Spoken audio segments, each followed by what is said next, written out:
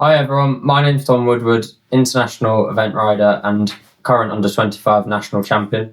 Today I'm joined by Simon Prattley and James Arkley, both members of the BAEDT, which is the British Association of Equine Dental Technicians.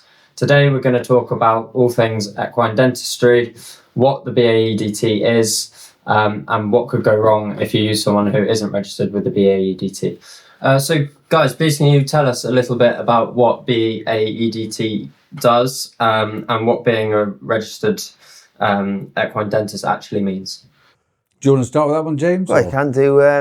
What does it mean to me? What the BAEDT for me is a group of EDTs that are coming together and sharing knowledge and having a community within that dentistry industry rather than being very sole workers that don't talk to anybody.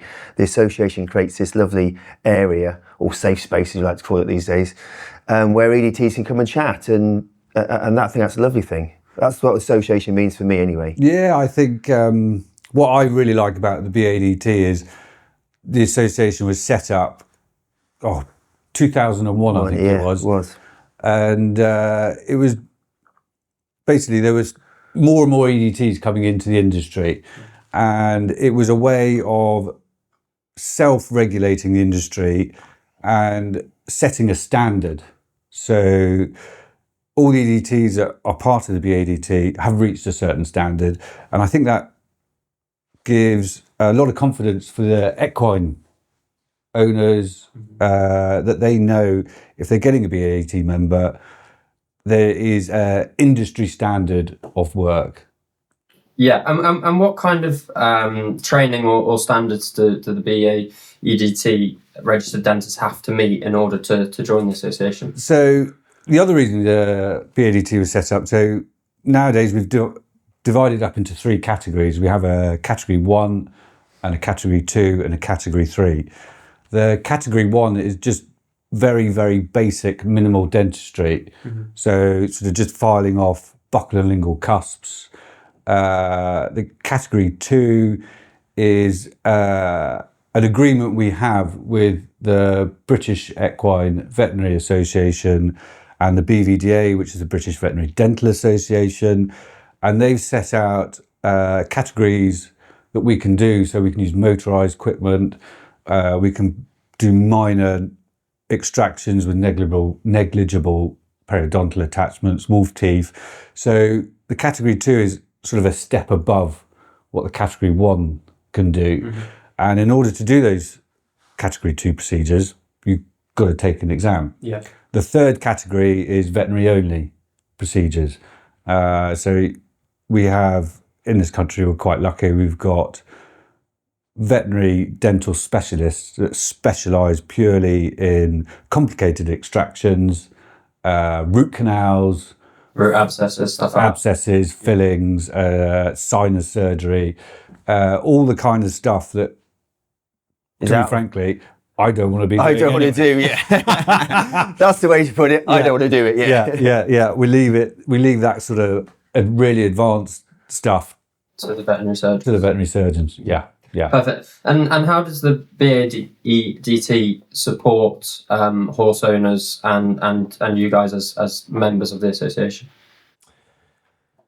The association gives us credibility, and the horse owner knows we've reached a standard, knows that we have continuous CPD, and knows that our work gets reassessed every 3 years. So from a horse owner's perspective, they get that peace of mind that the practitioner that stood in front of them, if it's BAEDT registered, has met a good criteria and is continuously being tested that criteria to make sure as modern dentistry has progressed and ideas have changed or equipment's got better, we're ploughing that back into our industry and making sure our EDTs at the BAEDT are highly trained and maintain that training as well. So it's that insurance to horse owners that essentially the technician that you have is up to standard. Yeah, definitely. Yeah, I think that's a take home for horse owners with the BAEDT is that they get that sort of confidence that their practitioner is doing what they should be doing and knows what they're doing. I think that's important. Yeah, I think also like for our members, we're mainly sole traders. So we work on our own quite a lot, and it's one of those industries that you don't kind of go down the pub and meet another EDT at the bar you can have a chat about. So like we run these CPD courses and appraisal courses, and actually all the EDTs get together. Yeah. And we socialise. You talk a lot about mental health and stuff like that. It's actually, we have quite a good laugh, don't we? Yeah. There's nothing better than meeting up with a few people, having a few beers, talk about dentistry, because that's the only chance you really get to do it. So I think from our members' point of view, sort of the social side and the fact we can talk dentistry, because the only time we really get to do it. It's having that community around you. And we chat about cases and Techniques, interesting cases. Sometimes, like I've been chatting to someone, they said, I've had a problem with X, Y, and Z. And God, I saw that the other day. And he said, well, I've done this to treat it. And they said, we'll see it in 6 months' time. And you think, oh my God, okay, so someone else has had the same problem. They found out a way of treating it. And it's a way to discuss ideas and improve dentistry and talk to sort of like-minded people, which as an industry, we don't get to do very often because it's quite a unique industry. And our partners get sick of hearing it as well. We come back and talk to my missus and she's like that. Oh, here we go again. Whereas when I get with Simon, I can talk about things quite blatantly and obviously it's quite nice. But and then it's we quite get cold. Like if we do it on the phone, I know I'm sat in there on the phone talking dentistry and Emma's next door goes, dinner's ready. And I'm like, yeah, I'll be there in 5 minutes. And it's, dinner's ready. And it's like, that's what the BAEDT means for me. Can you tell us a bit more about the BAEDT and what it actually means to be a registered equine dental technician? For me, I feel that it's a community within dentistry. It's a community of people that have reached a standard of dentistry and been examined at that point, and allows us all to get together. For me, it just shows that actually the EDTs that have sat the BAEDT exam have set themselves a bar. They want to stay at that bar. We're a professional outfit. A lot of people don't realise that to take the exam is purely voluntary. Anyone can pick up a bucket of hand rasps and go and do teeth. And this is the situation we're at. Whereas the people that actually have gone on and done the exam have proven that actually they take the industry very seriously. And we've set up a professional standard within the industry. And what kind of training or standards do BAEDT registered dental technicians have to meet in order to join the association? So it's quite a lengthy process. And time consuming. It's a very time consuming process. Yeah, I mean, I don't know anyone that has sort of from the day they start to the day they take their exam have done it in under 3 years. I mean, you're looking at a minimum of 3 years to become competent in performing good routine dentistry.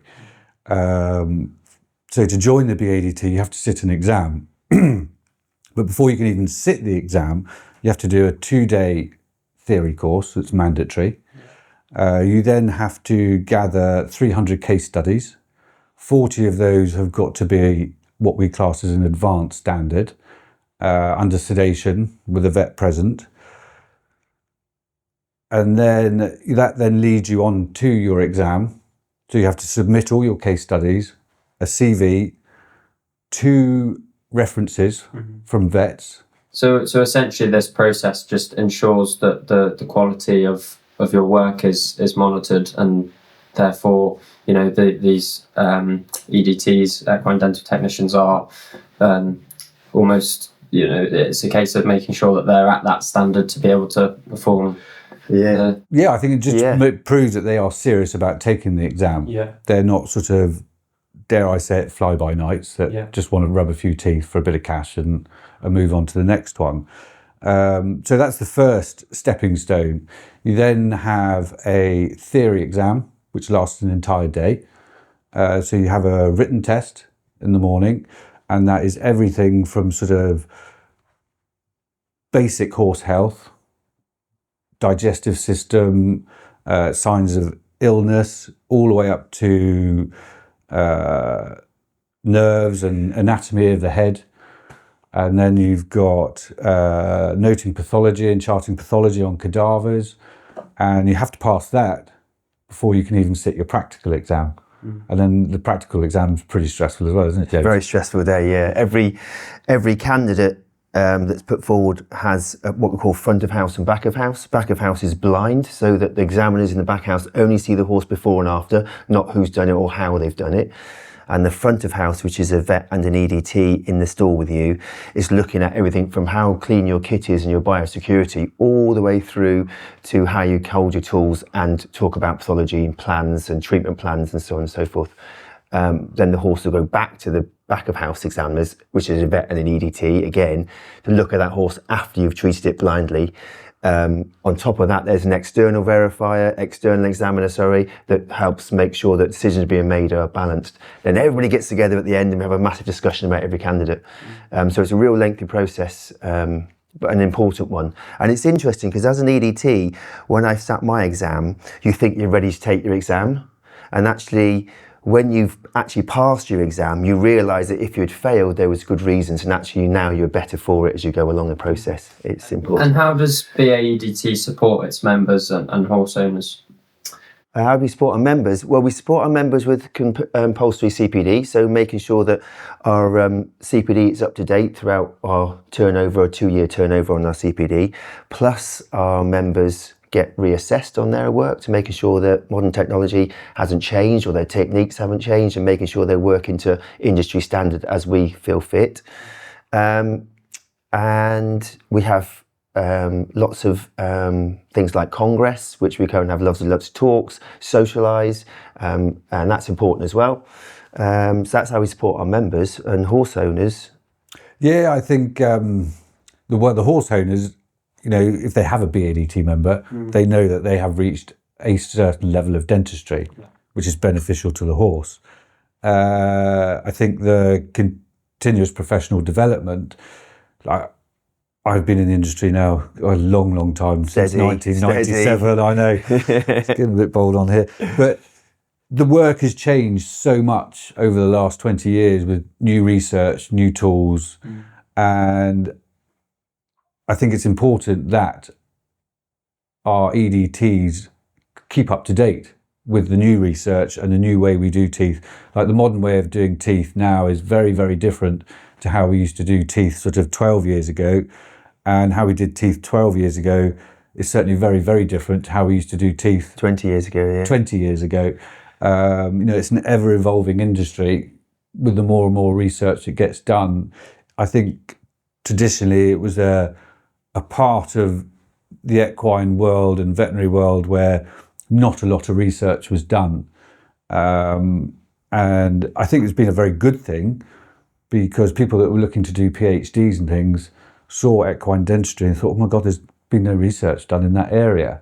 Yeah. So everyone's piled in, and for the benefit of the horse, for us. For horse owners as well, your BAEDT member would be fully insured with malpractice insurance, when you can only get malpractice insurance really if you sit the category 2 exam. Anybody can get third-party liability insurance, but it's whether you can get the malpractice insurance, which is really important. And insurance companies are getting very much on board with the whole, for horse owners that are not being treated by registered EDTs, that can affect your insurance policies later on. So it's important for the horse owners to know that from the BAEDT you're getting this full package that's insured, educated and examined to a standard that's important.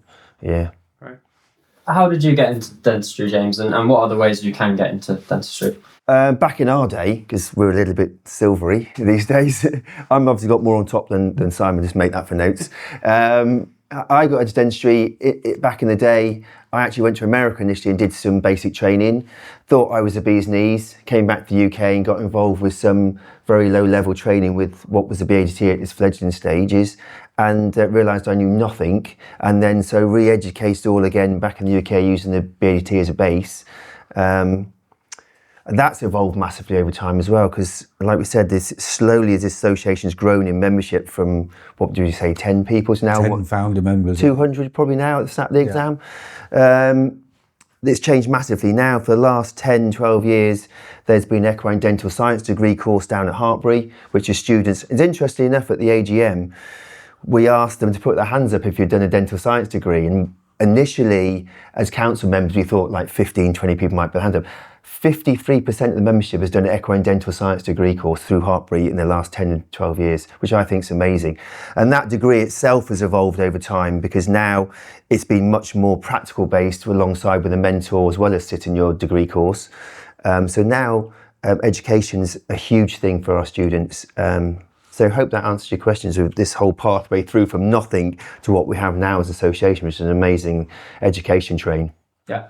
And Simon, can you give us some examples of the kind of problems that you can get into if a horse's teeth aren't properly cared for?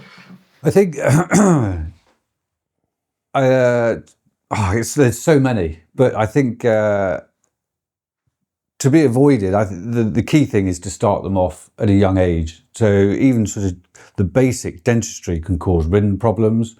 A horse's teeth are constantly erupting.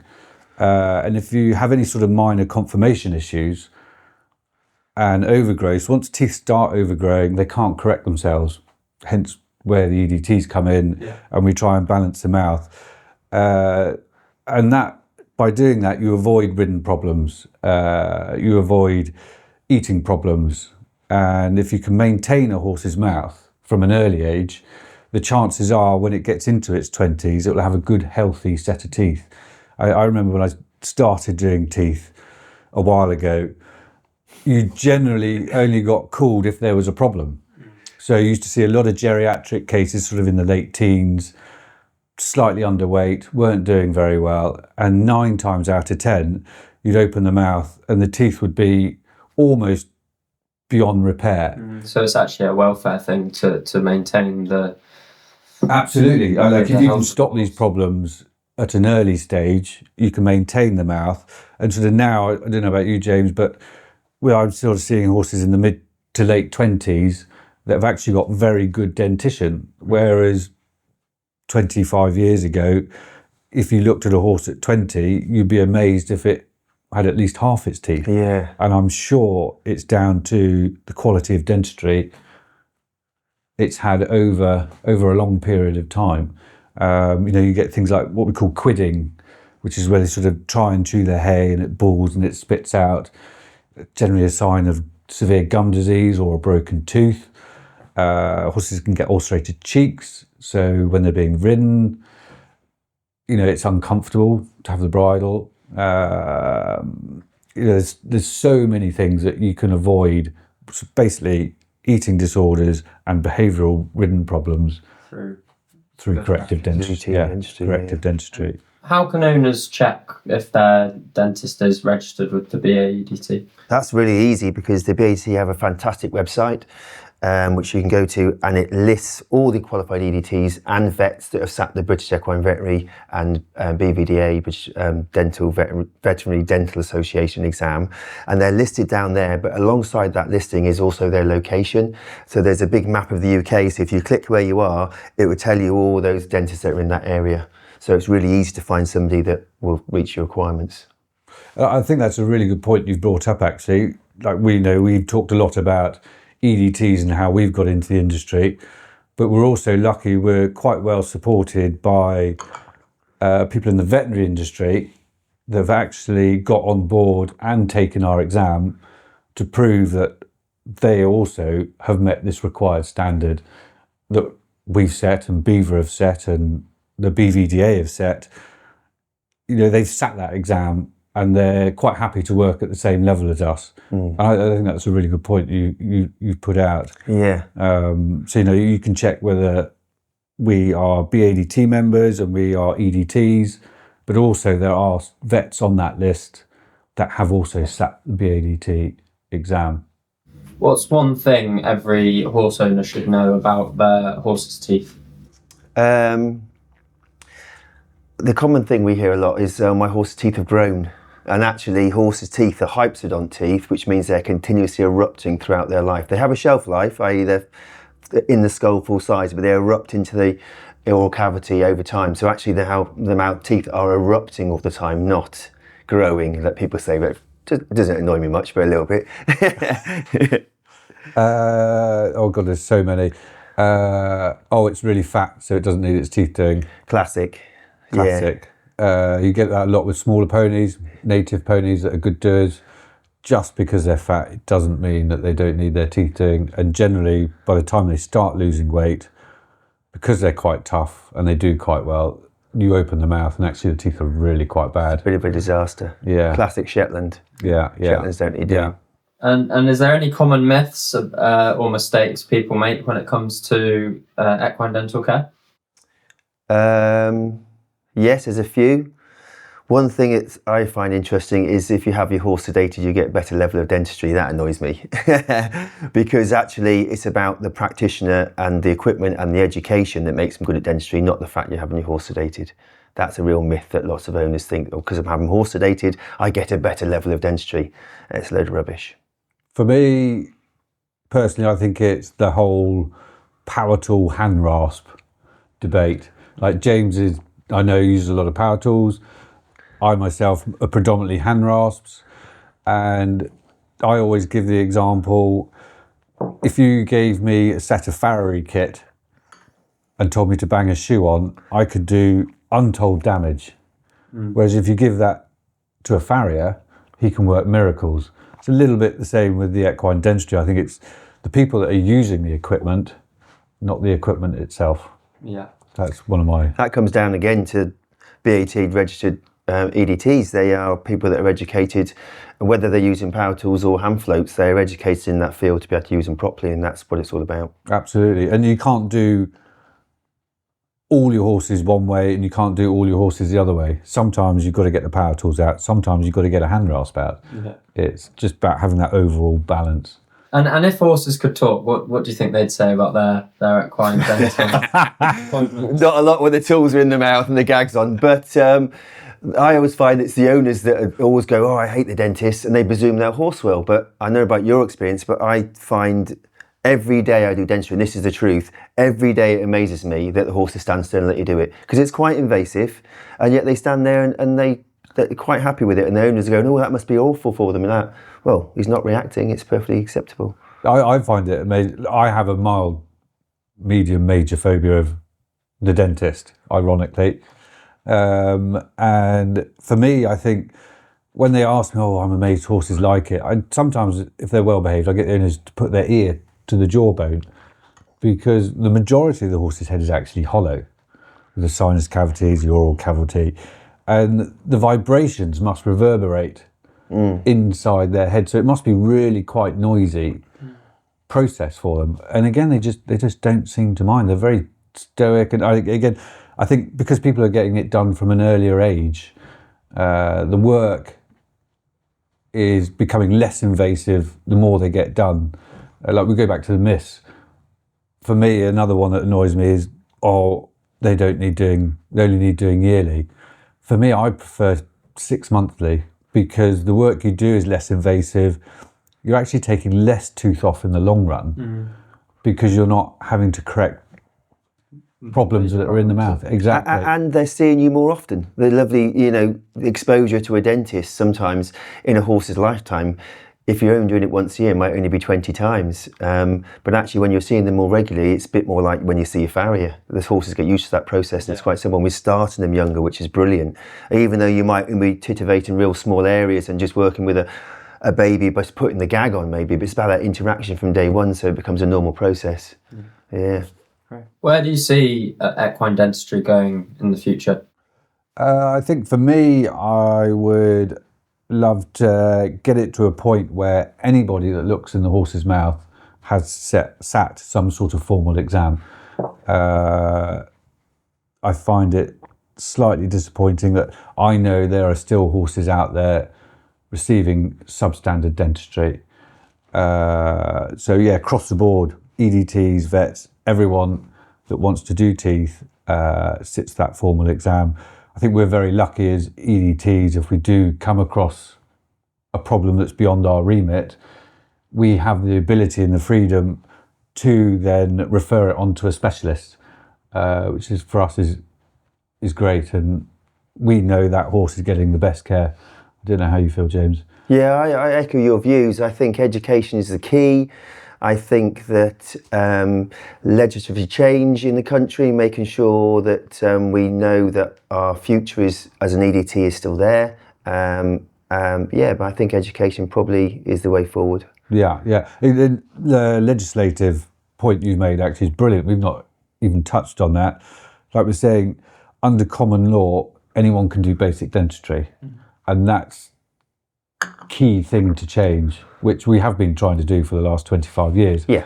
But the Veterinary Surgeons Act has to change.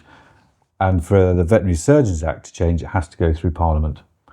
So, as an association, that's one of our driving points that we're still working with, making sure that that change takes place. Still working with the vets and the RCVS to make sure that the Veterinary Surgeons Act, which is due to be changed or trying to be changed at the moment to allow what we call these paraprofessionals like equine dentistry, physios, hoof trimmers are all getting pulled under the Veterinary Surgeons Act to make sure that it's regulated and making sure that people like me and Simon have a governing body that controls us rather than loose cannons going out there doing what we want.